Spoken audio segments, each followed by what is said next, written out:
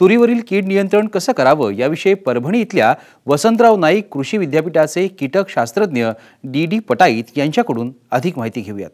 तुरीवर आपल्याला पाने गुंडाळणारी अळी तसेच पाण्याची जाळी करणाऱ्या अळीचा प्रादुर्भाव सुद्धा मोठ्या प्रमाणात दिसून येत आहे। त्यासोबतच भविष्यामध्ये आपल्याला घाटे अळीचा सुद्धा किंवा शेंगा पोखरणाऱ्या अळ्यांचा सुद्धा प्रादुर्भाव आपल्याला फुलावर, कळ्यांवर सुद्धा आणि येणाऱ्या शेंगांवर सुद्धा मोठ्या प्रमाणात दिसून येऊ शकतो। तर आपल्याला ह्या पाने गुंडाळणाऱ्या किंवा जाळी करणाऱ्या अळींचा प्रादुर्भाव कमी करण्यासाठी क्विनॉल्फॉस 20 मिली प्रति 10 लिटर पाणी या प्रमाणात किंवा क्लोरोपायरिफॉस 20 मिली प्रति 10 लिटर पाणी या प्रमाणात यापैकी कुठल्याही एका कीटकनाशकाची फवारणी करायची। सोबतच जर शेतकरी बांधवांनी निंबोळी अर्काची सुद्धा मिसळून फवारणी केली तर निश्चितच चांगल्या प्रकारे या अळीचा बंदोबस्त आपण करू शकतो।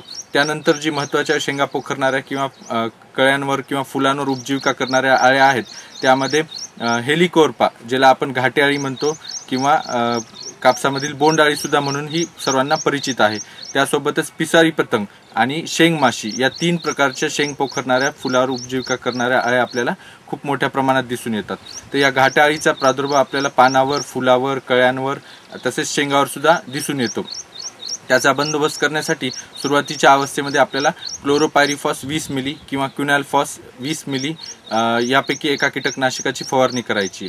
त्याच्यानंतर येणाऱ्या शेंग माशीचा प्रादुर्भाव जर बघायचं झालं तर त्यासाठी आपल्याला दुसऱ्या आणि तिसऱ्या फवारणीच्या वेळेस मोनोक्रोटोफॉस 15 मिली आणि डायमेथोएट 15 मिली यापैकी कुठलेही एक कीटकनाशक आपल्या मुख्य कीटकनाशकासोबत मिसळून आपल्याला फवारायचे आहे।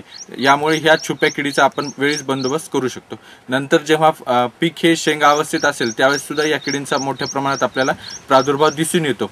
तर त्यावेळी आपल्याला कुठल्याही एका इमामेक्टिन बेन्झोएट सारख्या कीटकनाशकाची 3 ग्रॅम प्रति 10 लिटर पाणी किंवा इंडॉक्झिकार्प या कीटकनाशकाची 10 मिली प्रति 10 लिटर पाणी या प्रमाणात फवारणी करायची।